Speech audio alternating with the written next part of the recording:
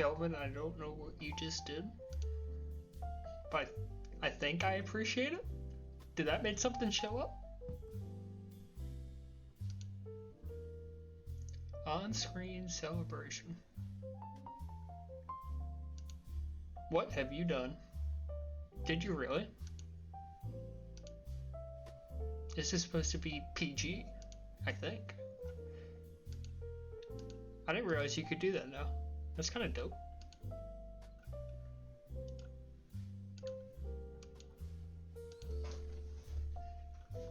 Alright, we'll give another minute or two.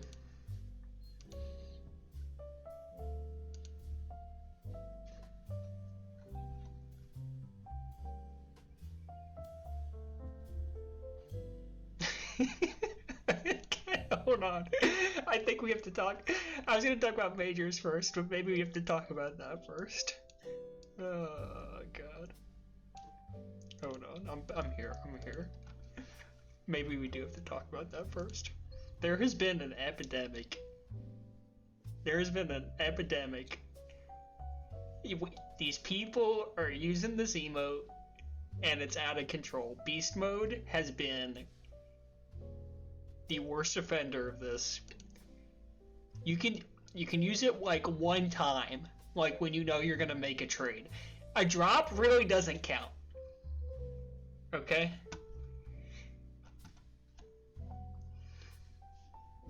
There's just a spam of Pepe the Frog emotes when there shouldn't be. It's out of control. I guess since we're on the subject of minors, I hate to start in minors, but I guess we will. So obviously we saw the trade, if I can find the actual details here. We saw Beast Mode trade for Spheroid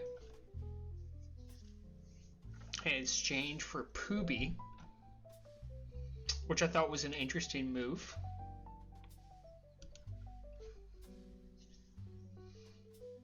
You know, there had been discussions, I think, between a lot of captains up until that trade being made, potentially including myself, about potentially trying to make a move for someone on Beast Mode's roster. I was surprised. I'm not surprised that Poobie got traded.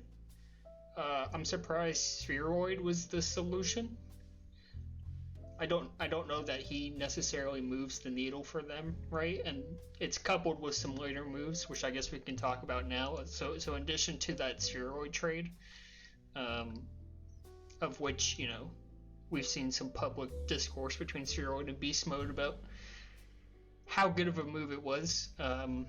Boater Spirit also picks up Sulph for 0 tag coins and drops Ghost. So I think the two expected moves for sure for Boater Spirit. They wanted to get rid of Poobie, they wanted to get rid of Ghost. How they were going to do that was the question. And I DM Beast this. I question whether Spheroid and a Novice Call-Up is your answer. I assume right now you're playing Beast Mode and Sulph on O, and then you're playing Spheroid and Chucky on defense, which I guess doesn't sound too horrible. You know, Sulph subbed in for PTB this past week. I streamed that game since they were going up against Holman, and I thought he looked good. I just question, and I know Spheroid's doing a really nice job in Novice right now on defense. I question it. I just don't know, like, is Spheroid an upgrade on Ghost? Sounds like he will be. You know, and if Sulph's just as good as Poobie is, I guess it's a net positive for Boater Spirit. But I think when you're making these moves, the goal always has to be, and the thought always has to be, am I making a move that's going to win me a championship? And even if it's a net positive with these moves, it doesn't feel like Boater Spirit's any more of a threat to win a championship than they had been, right? And I think maybe Yelpa hinting at it in chat. You know, they've also been very public. Spheroid has about his dislike for beast mode in his draft. I don't know how enthusiastic he is about playing for this team. It seems like he's not. I assume he's going to show. Does that affect his play? Not positive. But that's curious. I guess on the other side of it, does Poopy for Spheroid make a lot of sense? I guess. Sounds like it was just a personality fit. I actually thought the team was pretty good that Titan had. So you swap Poopy up for Spheroid. I think that'll go okay. You do wonder at this point how much Poopy brings outside of just pure offense. I don't know that he and Titan really mesh as an O pair, but it sounds like Spheroid and Titan weren't really meshing personality-wise either. So I don't know. Maybe net neutral to a little negative here from bottle otters, but I think they're obviously happier without Spheroid. And again, I don't think Boulder Spirit at the end of all these moves, I don't think they really improved their championship odds, which should be the goal when you make moves like this. I think with these moves, they're fighting for, they're a bubble team versus just a clear last place team, which I guess is an upgrade. But I don't know.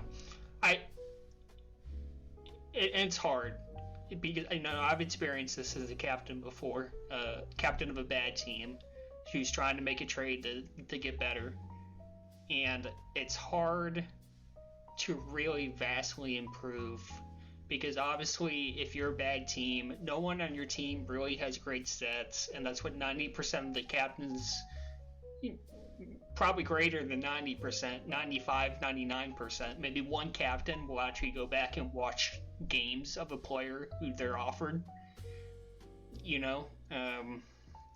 so they most of the time they just look at stats and they look at team record, and that's how they determine whether they want to make a trade or not. So you're captaining a bad team and none of your players have really great stats. It makes it really hard to trade players who are actually pretty good, to trade them for anything substantial. So it can be hard for last place teams to make moves like that. But no, I think you gotta try a bit harder. I think Chucky could have gotten a big return if Beast had tried to make a move. But obviously he wants to hold on to Chucky too, right? Because again, Chucky is playing well for him. So I don't know, it's a tough spot to be in for sure. But no real substantial improvement, I think, for either Boulder Spirit or the Bottle Otters.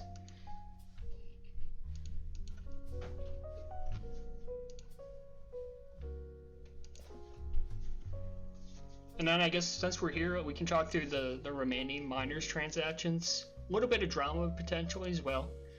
So as we've known, Balls to You hasn't played for PTB yet this season. He has a 100-minute restriction. So PTB, on learning that CB13 was this season's majors drop, they were able to win CB13 in the, I guess I'll call it the free agent auction, is what I'll call that. I'm not super familiar with all the rules. And Inspire, I will get to the major season at some point. So PTB gets CB13. I don't think that's been announced yet. Balls to You gets dropped. And now, supposedly, Balls to You is having issues accessing a computer for the next couple of weeks. So he has been ruled ineligible. So he's essentially just losing out on the season at this point, which is really unfortunate. I would think I understand he would be missing more time than his restriction had said, but I think if we were all aware of it, I don't think he should be ineligible. I think we should be able to bid on him knowing that he's gone for another 2 weeks. So not super happy with that CRC decision. But yeah, so Balls to You ineligible. I think CB13 for PTB is a big ad. They're probably the best team in the league right now. maybe top 2 if you want to count Mercury Revolutions. I'm not sure I do. But PTB gets CB13. You add him to a team that's been playing with 2 substitutes the first 2 weeks and have been winning a lot of games. And that's certainly, I think I would put him on offense. Sounds like they're a bit of a rotatory team. I don't know how true that is. But I think either position they put him on certainly going to be a big add for them to a team that's already pretty good. So I like that a lot for PTB. Let me pause. Let me get Flaccid in here, and then if he doesn't mention it, we can go over the last transaction that I've seen. Hey, Flaccid. Hey. What's going on, dude? I'm sticking my head in because I just wanted to comment on how active Beast was in like the trade market. Oh, absolutely. So there was like some trade ideas floated. About getting Chucky was available for trade. That's what I heard as well. Yeah, there was and I do think I do think he would have been, if the trade that potentially could have involved my team went through, I think he would have been trolling. I think Beast would have been, and I think this is probably better in the long run for his team, but we had considered, I guess I don't want to float all my laundry out there, but there was a potential 3-team trade that could have been juicy that would have netted my team like another 30 tag coins in player, right, or more, which would have been cool. So to your earlier point, I think those are the only types of moves that you really make. If you can like go get like a huge hard-hitting rock star player and bring him onto your team and really up your chances of winning a championship. Agreed. Then you go make those moves, you know what I mean? Yeah, and to me, so it was actually kind of funny. Pika and I were talking in DMs about how hard it was to make trades, and he mentioned, I guess it was last season or 2 seasons ago, whenever Richie got traded to Weed the People. For MC, yeah. Yes, like that to me is a clear example of a team taking a big swing to really like solidify their championship contention. But yeah, it's hard to do that. Well, I think that definitely elevated the We the People team, but I don't know why the Rick G team like made that move necessarily. I guess yeah. They're comparable players, but like I don't know why they were so disappointed in Rick G that they moved him. Similar to the same way that I would have been confused. Oh my God, excuse me. Would have been confused if Beast had moved on from Chucky, especially given like the offers I think that he was receiving for him, because like we were going to potentially make a deal and that would have shipped Chucky and Ghost to me, right, or to our team, but I didn't really have any interest in Ghost given his availability concerns, and apparently he's having ping problems. So part of that move was just to drop him.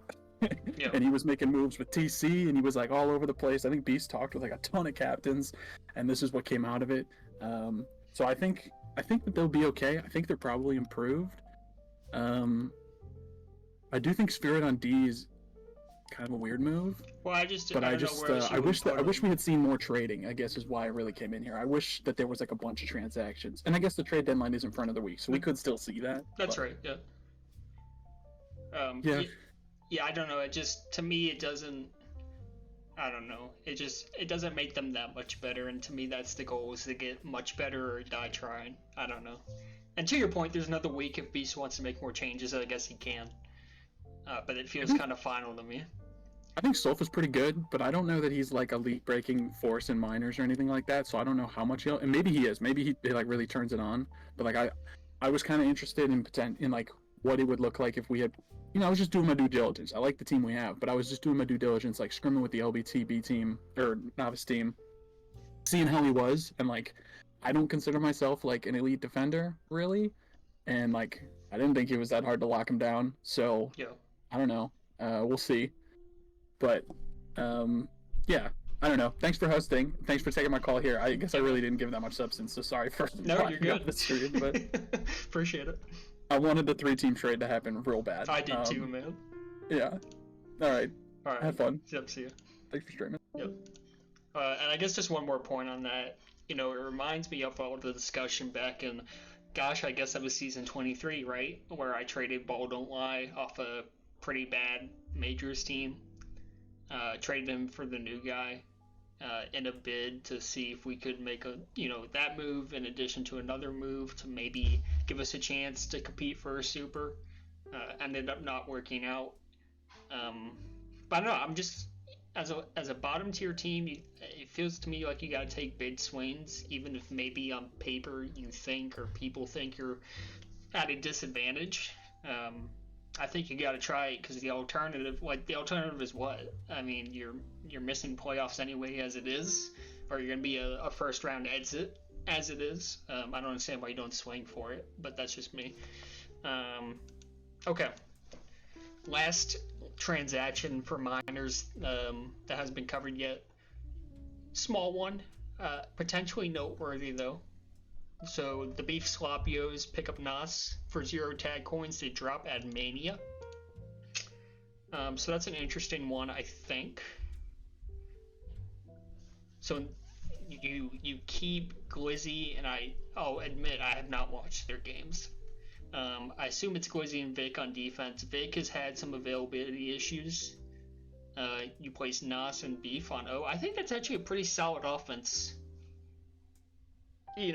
The defense kind of hinges on Vic, and it sounds like Vic hasn't been around. I don't know, kind of like that move. I think Nas has shown he can hang in minors, Not that Mania hasn't, but I think maybe as a pure offender, I think Nas probably works out better. I know Mania's kind of played both ways before. Maybe that's a little bit of a different style than what Goat had been looking for. Vince in Puerto Rico, yeah. So I don't know.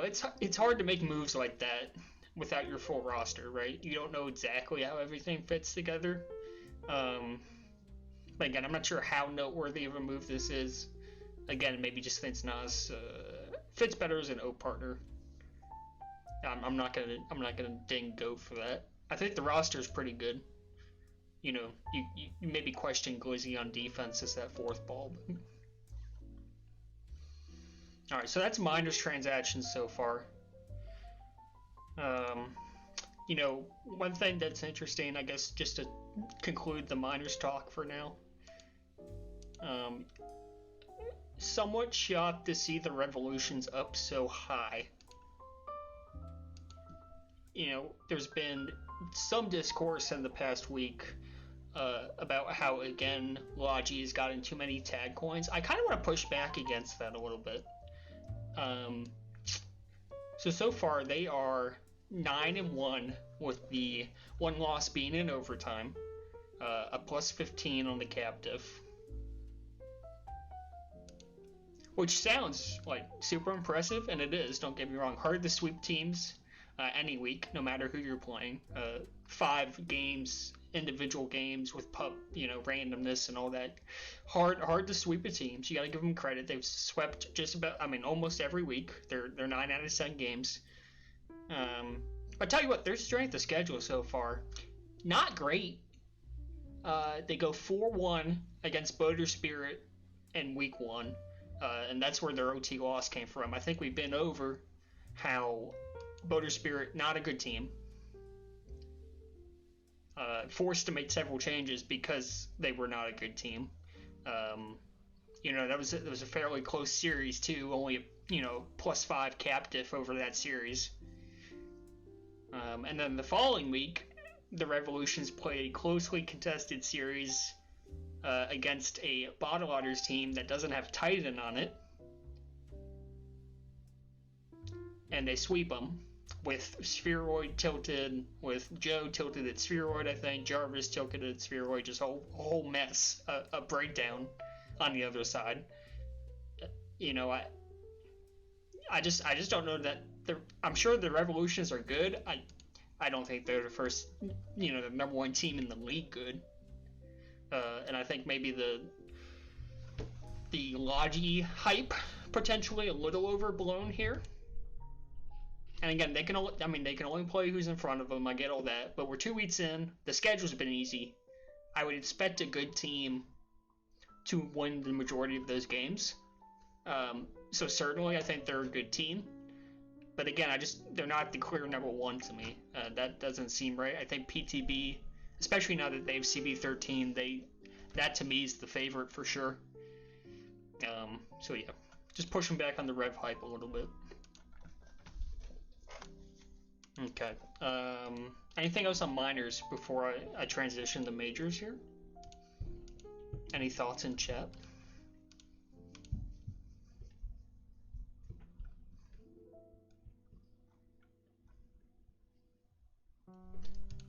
Milk Minor wins the Mooper, huh?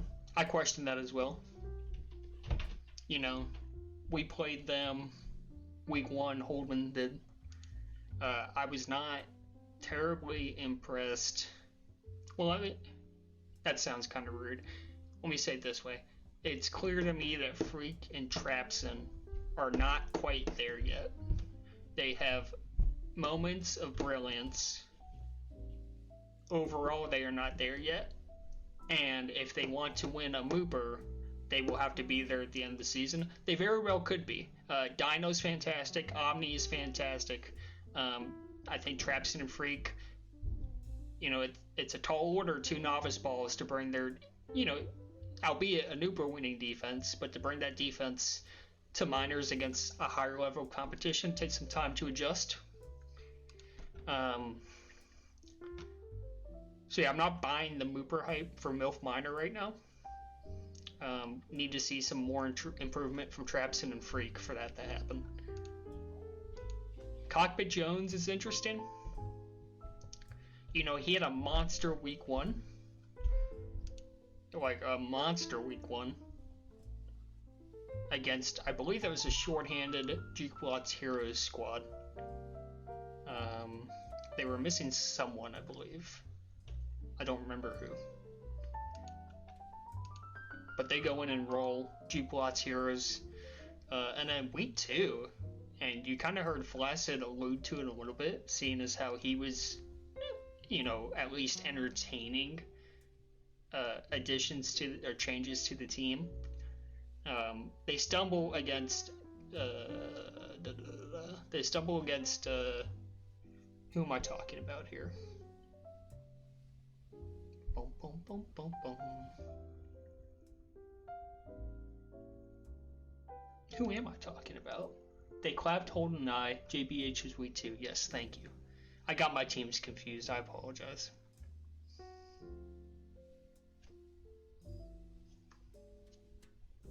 Yes, thank you, Flaccid. Yeah, so they go 1-4 against Jukeblott's Heroes in week 2.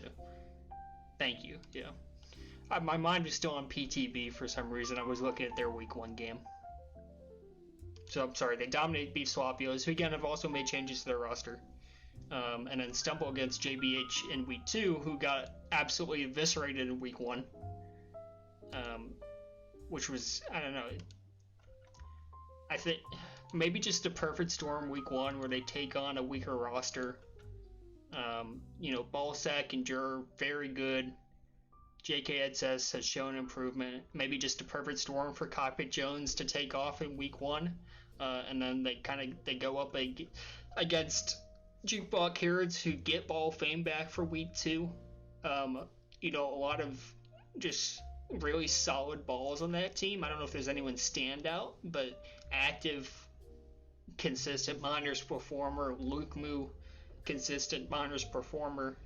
Hugh, not really minors to the degree, but has showcased that talent in the past, I think. And then Ball of Fame, relatively new, but, you know, people have been hyping him up for the past couple of seasons, so it's, you know, potentially a stronger opponent week 2, and Cockpit Jones comes back down to earth a little bit. I enjoyed the week 1 hype, though.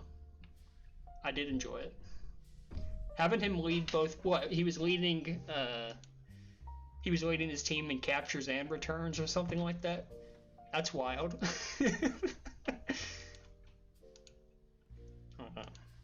Yeah, so good shout. I like the hype that Cockpit Jones has brought. Still top 16 in every stat, I hear ya. But so what was, I don't know, I imagine he was much higher prior to week 2. No, I agree. For rookie season, you love the start. There's no doubt. But certainly he's come down to earth a little bit after like a nuclear week 1. All right, to majors now. What's interesting to me, and we can kind of segue this a little bit. So you look at minor standings. The There's a larger disparity between minors and majors in terms of talent spread, I guess. And I said this preseason. To me, preseason, the human beings were the best team in the league in majors, and then it was kind of everyone else kind of grouped in a big mess.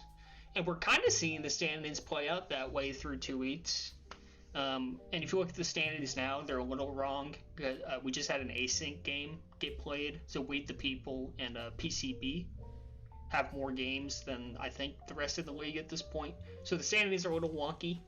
But you can kind of see I was off on the human beings being the clear number one. But really, it's all pretty hotly contested right now. You see, there's four teams within 5 points of each other, 5 teams within 8 points, and my team's got some work to do. But even then, we're 3-7 with a -9 captive. Not great, obviously, but certainly not like brutal like we've seen in previous major seasons. I mean, we're not outside of one Scorpio game. We're not really getting blown out. We're competitive in every game. So yeah, a lot of parity in majors this season, which is awesome. I think the talent's fairly well spread around each team. And my worry was that Sin was going to come out here and dominate, and he's done that. But he's also not done that. And the team around him is not always. So they've certainly shown that they can come down to earth. I guess you wonder maybe if Sin isn't going full tryhard mode until playoffs, but I kind of question that. And even if that's true, I question whether he can turn it on once it actually gets to playoffs.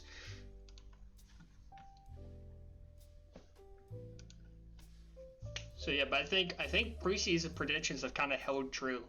To repeat myself, a lot of parity. Even the bad teams, not really all that bad. What was interesting to me, that async game that just got played, I guess that was yesterday. Yelp streamed it, if I'm not mistaken. PCB was with us at the bottom of the standings, playing We the People, who I think were the 3 or 4 seed going into that async game after 2 weeks. And they won 2 out of 5, right? They were 2-3, and you can make the argument could have won a third game in there. I don't remember which game number it was. So yeah, I mean, there's really, again, from that maybe even 1-8, there's not a ton of difference. I thought maybe from 2-8, but might be 1-8. There's not really a ton of difference here, which should make the race for playoffs really exciting. Should make the postseason really exciting too once we get there. So I'm really excited about that.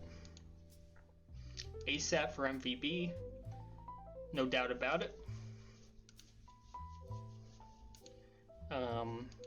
I guess what we haven't seen in majors so far, we talked about in minors, you have all these roster changes. You have all these, you have these trades.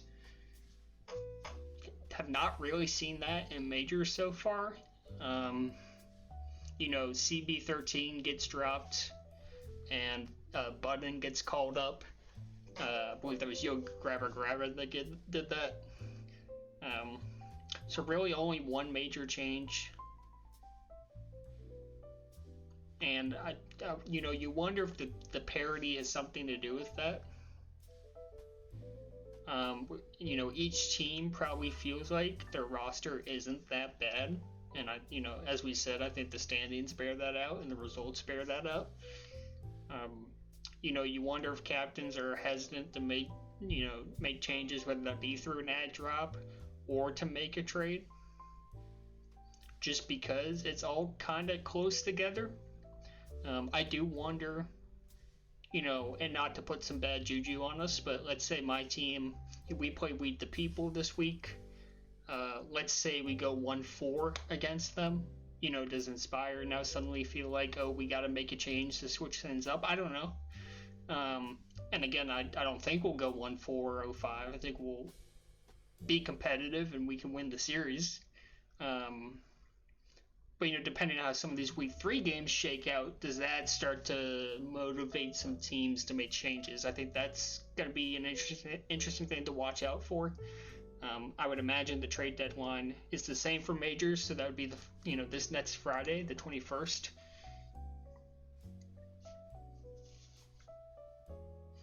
One thing about this major season that was wild: 2P going for 0 coins. Yeah, that's interesting to me. Poopy, I'm not sure what you're reporting me for. You should be glad to get off Beast Mode's team.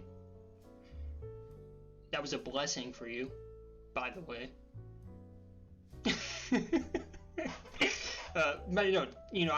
We've scrimmed against Weed the People, I think once or twice, and got to see some of that PCB game yesterday. I think 2P's been awesome.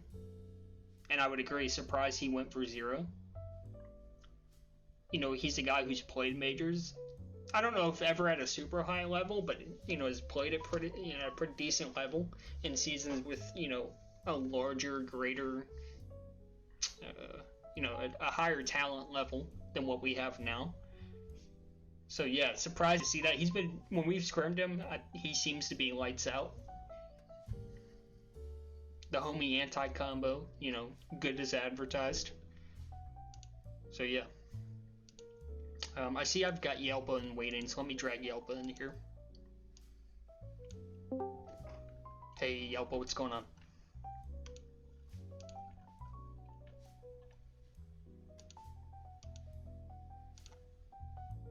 Yelpa, you are on the Nightcap.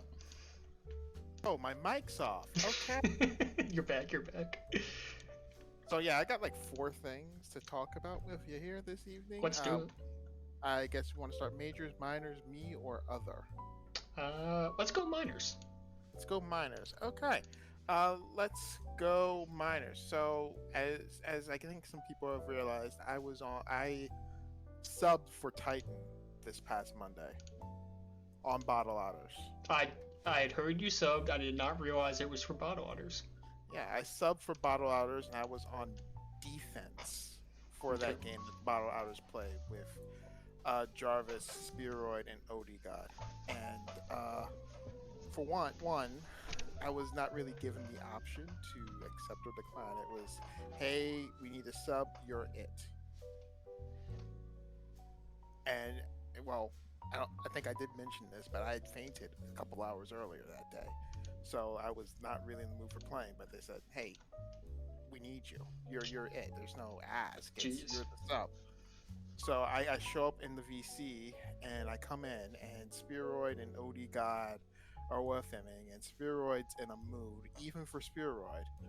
And basically, they just make the decision right there and then that OD-God's playing offense. We can't trust him on D at the moment. Okay. So I'm doing the math here, and I'm realizing, oh, wait, that means I'm playing defense here. I'm playing defense. Mm-hmm. Okay, this is not good. This is not good at all. I am a support offender. I am not a defender unless you're playing a 4D system. Okay, this is fine. So we go and we play the games, and I have to be perfectly honest. I don't know how Jarvis is doing this. That was maybe the most toxic competitive experience I've ever in-game. Really? I've ever experienced since the days of Moon Ghost on the Pi server. Wow, what a throwback. Yeah, that was a trebuchet mockery of the concept of effective communication that week, that games. And Jarvis did an admirable job keeping things together, and somehow, some way, we worked together well enough to only get blown out in one of the 5 games. Lost all 5 games. Only got blown out in one of the games. Kept the games close. And yeah, I'm in the context of the roster moves that have happened since. One, I'm sure Titan has a plan, and Titan is very good, and I'm sure there is something in place here that he wants to do, and I can see why he would want to trade Spearoid for whatever he can get. And if someone is dumb enough to trade Poobie for Spearoid, well, that's on them because Poobie is good. He just needs to find his footing again and competitive. They will be fine. Titan Poobie O, I'm with it. I'm with it. I agree. OD God, I think he just had a bad week. I think if you're going to keep him at his natural position this season, the defense, he's going to play much better than what he played on Monday. So I think Jarvis and OD God are going to play well the rest of the season. I would be worried about Balaraders the rest of the season. Ceteris Paribus, they make no further moves. But Spearoid, man, Spearoid, you can't give up on your team. Ever. You can't communicate, oh yeah, we're just going to lose the game here. GG's, it's over. It's a one-cap game and there's 8 minutes left on the clock. Okay, Yep. We've given up a cap. There's 25 seconds left. Put your ass out there and give it your all at least. Don't give up on your team, and especially if you're going to give up on your team, don't loudly and widely communicate that you're giving up on your team and communication to your team. At least see it through. You know? Absolutely. You know? Yeah, and you know I'm a positive vibes guy, so I couldn't agree with you more.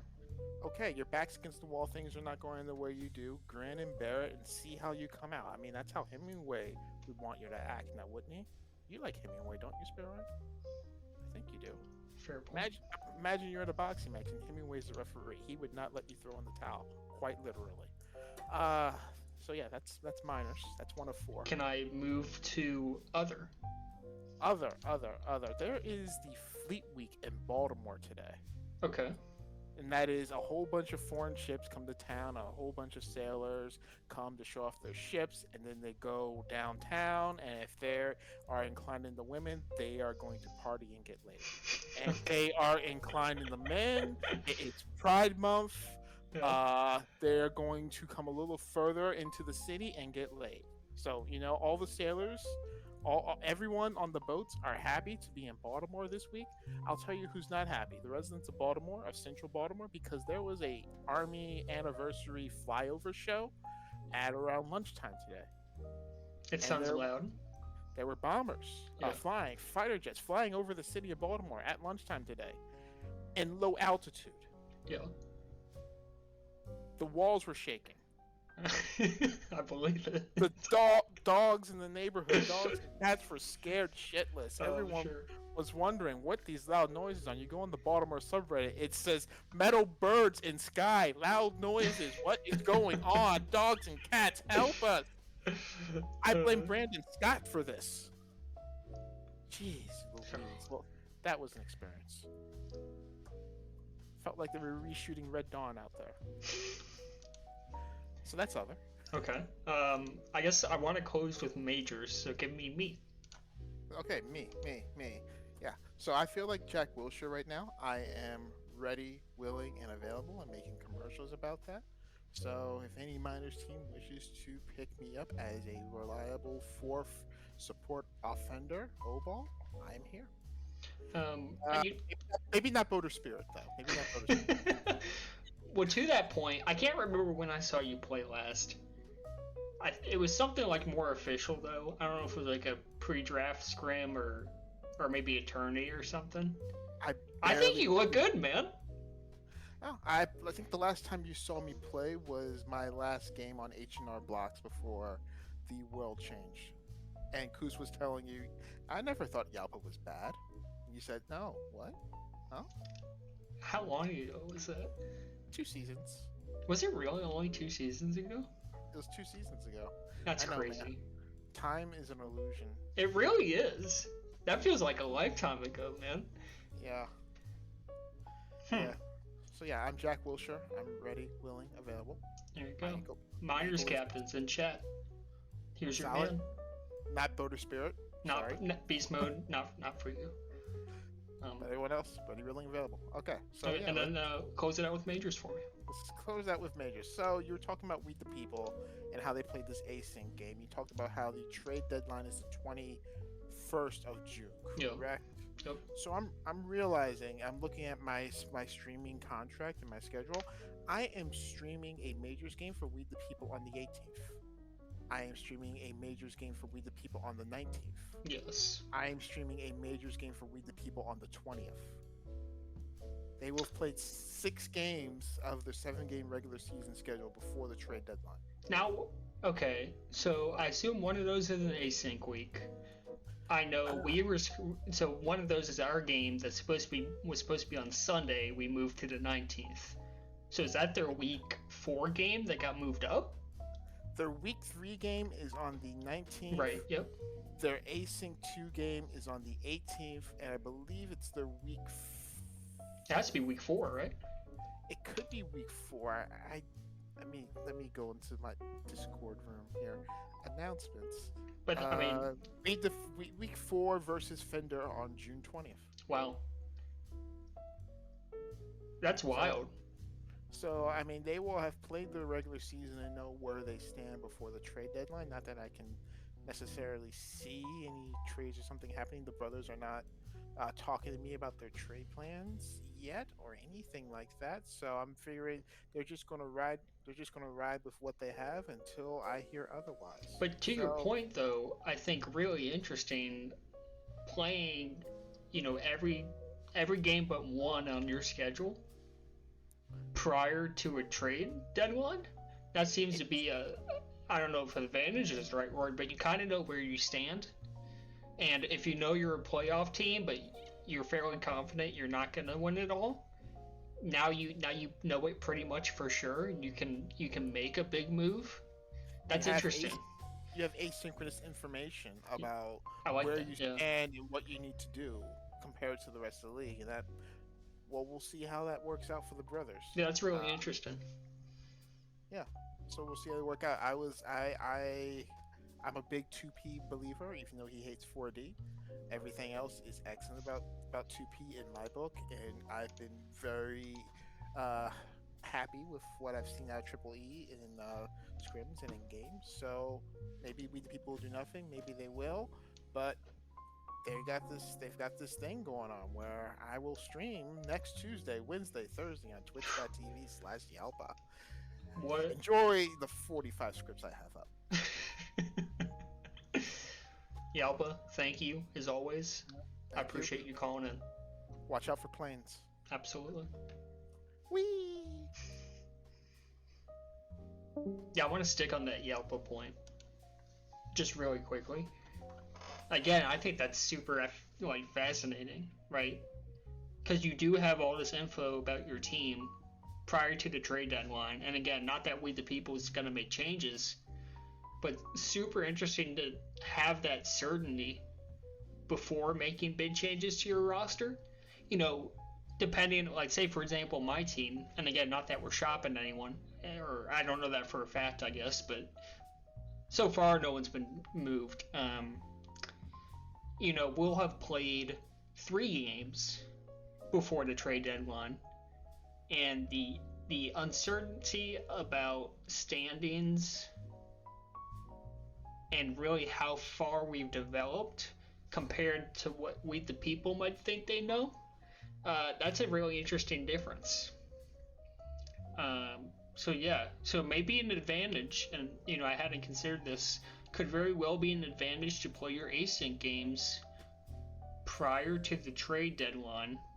And then I guess my follow-up would be, if it is an advantage, does this,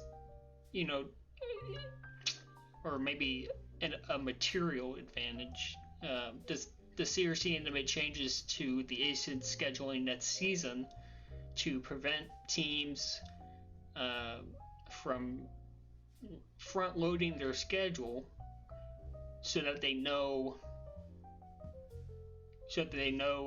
where they stand prior to the trade deadline? Or I guess on the other hand, could a team backload their schedule so that they can make a major trade and have that player for 4 out of 7 weeks? I think both viewpoints are kind of interesting, actually. And I wonder, does the CRC then have to make changes to how async games are scheduled in order to avoid that happening? Or whether they think it's even a problem at all? I'm uncertain. I think ideally you're trying to have people play. Like, if there's a deadline for changes to your roster, I think you want people to play roughly the same amount of games before and after that deadline. Because if you're allowing a team to either play the majority of their games before or the majority of their games after, that can have an effect on, I don't know, I guess an outsized effect on standings. So maybe you, instead of having just 2 async games that get scheduled anytime, maybe it's an async game that's scheduled between week 1 and week 3, and then a second async game that gets scheduled between weeks 4 and week 6. Because then you're kind of forcing those games to be evened out before and after that deadline. I think that would be my solution. If a solution is even needed, I guess. But to me, I think you would want to try to equalize the number of games that teams play before and after a roster change deadline. So yeah, maybe something to consider for the CRC next season. But yeah, that's a wild week of Tag Pro for one team, though. 3 games in a week. Oh, it's brutal, man. I guess anything else super interesting in majors, I'm not sure. You know, I talked a little bit about Sin's team not being as dominant as I thought they'd be. I guess maybe not super surprising if we think Sin's not like going full hardo mode.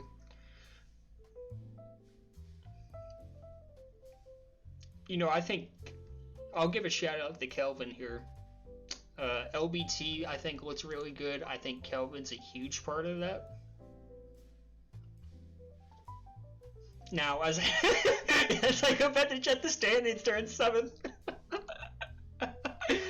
But they're good, man. I'm telling you, they are good. But you know, he carried us in OTIA to a OTIA championship.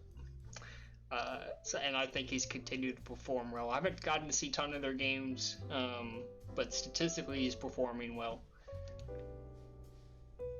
So, shout out to Kelvin for sure. He's playing well.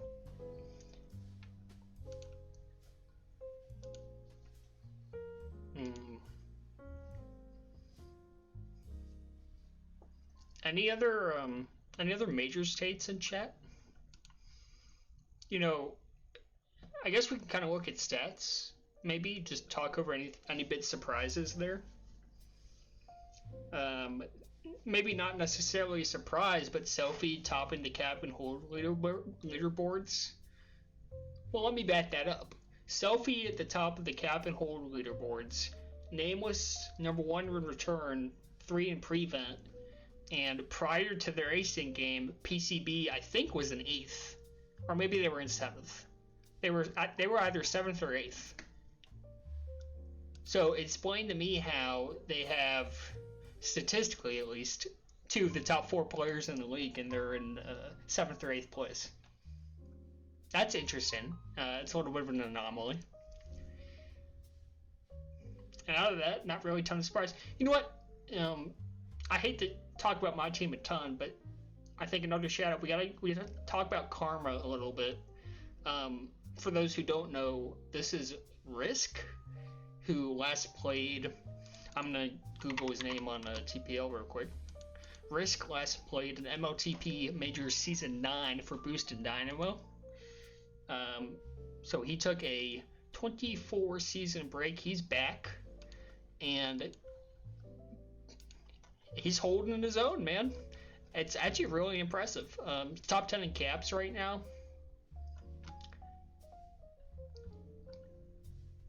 He's I don't know his power up counts, but he stepped in and like he's performed at least at a level of an average offender after not playing for 24 seasons. That's pretty impressive.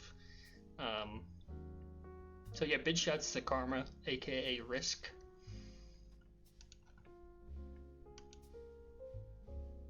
I would feel vindicated if it wasn't.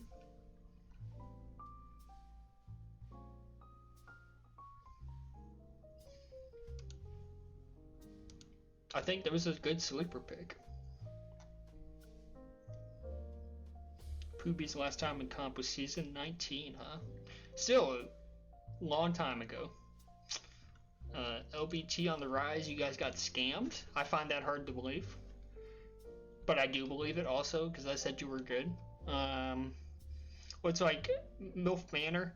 Oh, and I guess we can talk about MILF Manor a little bit. You know, Big Bag, I think, continues to be on a tear following his Super Bowl win. You've got MVB ASAP on the team. Casley is our DEP for minors, so I'm very familiar with him. Really good defender. You can tell is taken after ASAP. I think in a good way, if that's possible. Really, really, really solid team. They are second in the standings, I believe, but again, they're a game behind. So I would expect them to move back into first place after week 3, or I guess once they start playing their async games.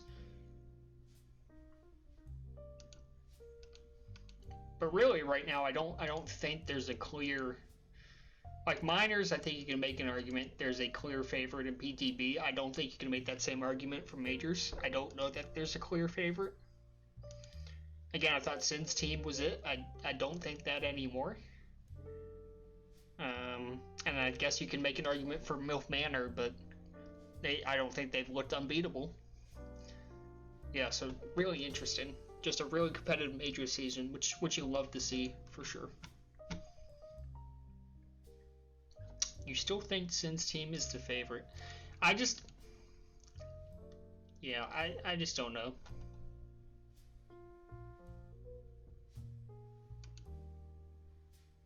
See ya, Poobie. Take care.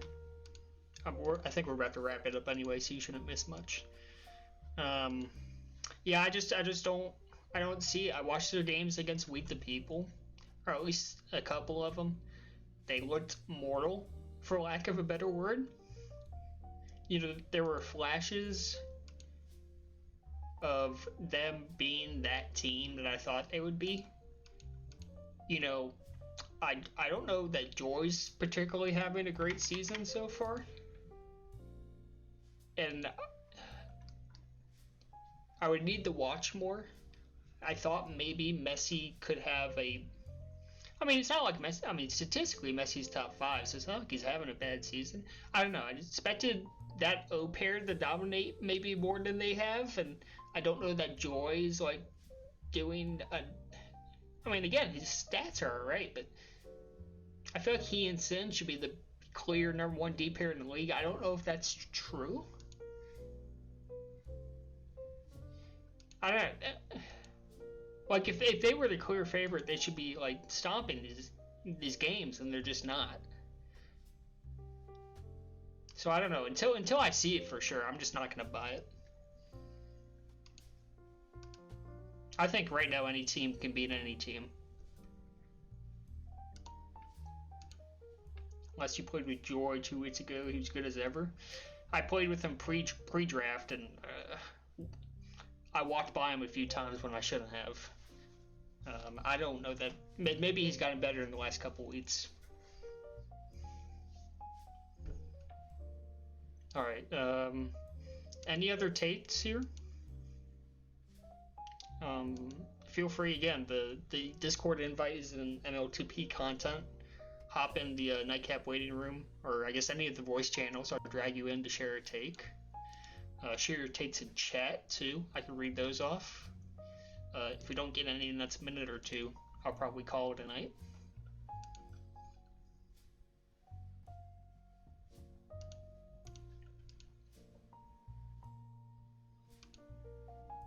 I guess maybe one JKXS is still a major tier defender. Screenshot it. Someone do me a favor, screenshot that. Clip it. Although I don't think you can clip. Yep, no worries. I think we will call it there. Flaccid and all, thank you all for tuning in and calling in. I appreciate it. as always, this is made a lot better when we get people calling in, so please call in when I do this again. It makes it a lot more fun for everyone. So GG's. Enjoy your week 3 majors games, your week 3 minors games, or whatever week it is, and I'll see you next time.